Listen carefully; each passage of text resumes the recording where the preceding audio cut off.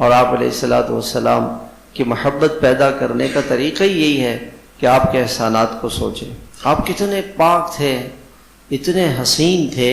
حضرت جابر رضی اللہ تعالیٰ عنہ فرماتے ہیں میں آیا چاندنی رات تھی، میں نے چاند کو دیکھا، آپ کو دیکھا، چاند کو دیکھا، آپ کو دیکھا. میرے دل نے گواہی دی کہ اللہ کی قسم حضرت محمد صلی اللہ علیہ وسلم کا چہرہ مبارک چاند سے بھی زیادہ حسین. ایسا حسن آپ کو دیا تھا. آپ کا حضرت عائشہ رضی اللہ عنہ فرماتی ہیں آپ کے جسم کا وہ حصہ جو کپڑوں سے باہر ہوتا تھا، جیسے یہ حصہ کپڑوں سے یہ چپکتا تھا، لائٹنگ ہوتی تھی، اس جسم سے لائٹیں نکلتی تھی، لائٹنگ تھی.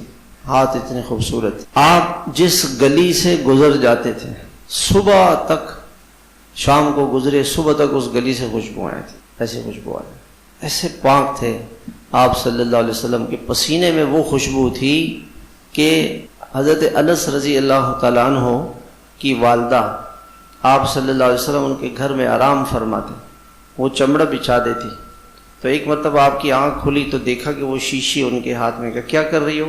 کہ یا رسول اللہ میں پسینہ جمع کر رہی ہوں. کہا کیوں؟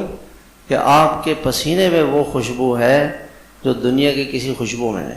حضرت انس فرماتے ہیں جب ان کے انتقال کا وقت قریب آیا، وہ شیشی انہوں نے اپنے پاس رکھی ہوئی تھی اور کہا کہ یہ خوشبو میرے جسم پہ ڈالنا. جب اس خوشبو کو کھولا گیا تو پورا کمرہ خوشبو سے بھر گیا. ایسی خوشبو تھی. اللہ تعالیٰ نے آپ کو ایسا پاک صاف بنایا ہوا تھا.